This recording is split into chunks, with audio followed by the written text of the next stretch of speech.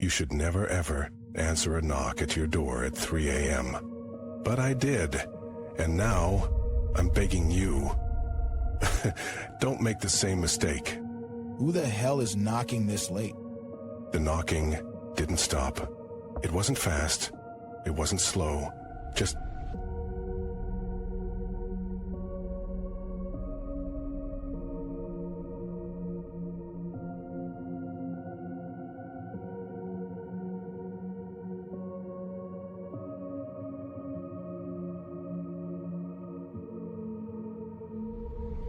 The knocking didn't stop. It wasn't fast. It wasn't slow. Just steady. Like something counting down. All right, I'm coming. The door creaked open. No one was there. Just the empty street. And then... Help me. Her voice came from right behind me, but when I turned, she wasn't there. What the... You let me in. The door slammed shut on its own. The lock clicked, and then the knocking started again. From inside the house. No. Too late. The lights flickered. The air turned ice cold. And then I saw her, standing at the end of the hallway. Except she wasn't standing. She was floating. What do you want? You opened the door. Now I stay. The knocking grew louder, faster, like fists pounding from every wall at once. This isn't happening. It's always been happening. You just didn't hear me before. The hallway stretched, the walls bled, and her smile, oh God, her smile split, wider than any mouth should. Let's play a game. The lights went out, the knocking stopped, and in the silence I realized I wasn't alone in the dark. Who's there? You know who. Something grabbed my wrist, something with too many fingers. Get off. You invited me in. Now you'll never get me out. The last thing I heard before the screaming started was the knocking again, but this time it wasn't on the door. It was inside my head. Knock, knock. And then... Stop it. Get out of my head. Too late for that. You're mine now. The air smelled like rust and rotting meat. My fingers trembled as I reached for the door handle, but it wouldn't turn.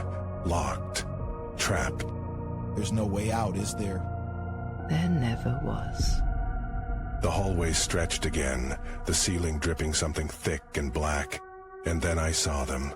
Shadows moving on their own, slithering toward me. What are those? The others who opened their doors. The shadows reached for me, fingers like smoke wrapping around my ankles. Cold.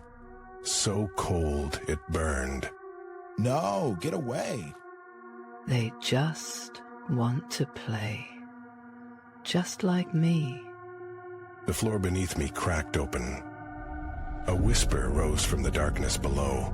1,000 voices, all saying the same thing. Let us in. The shadows pulled harder, my legs gave way, and as I fell, the last thing I saw was her face, smiling down at me from above. Knock, knock. The darkness swallowed me whole. Where am I? Where do you think? Her voice came from everywhere at once. Then light. A flickering bulb swinging above me. I was in a basement, but not mine. The walls were covered in handprints. Fresh ones. What is this place? Her. The bulb buzzed like a dying insect. In the corner, something moved. A figure, crouched low, its head tilted too far to the right. You shouldn't have opened the door. His voice was wrong, gurgling, like his throat was full of nails. Who are you? The last one who heard knocking. He stood up, His joints cracked like dry twigs. One eye was missing. The other, it was black. No white. No pupil. Just endless dark. He's been waiting for you. Now we can play properly. The bulb burst. Darkness swallowed us again. And then, Knock, knock. this time it came from inside my chest. Make it stop. Never. My ribs ached. Something was pushing, trying to get out. Let us in. My mouth opened, but the scream wasn't mine. It was hers. It was his. It was... My hand moved on its own. The doorknob felt like ice.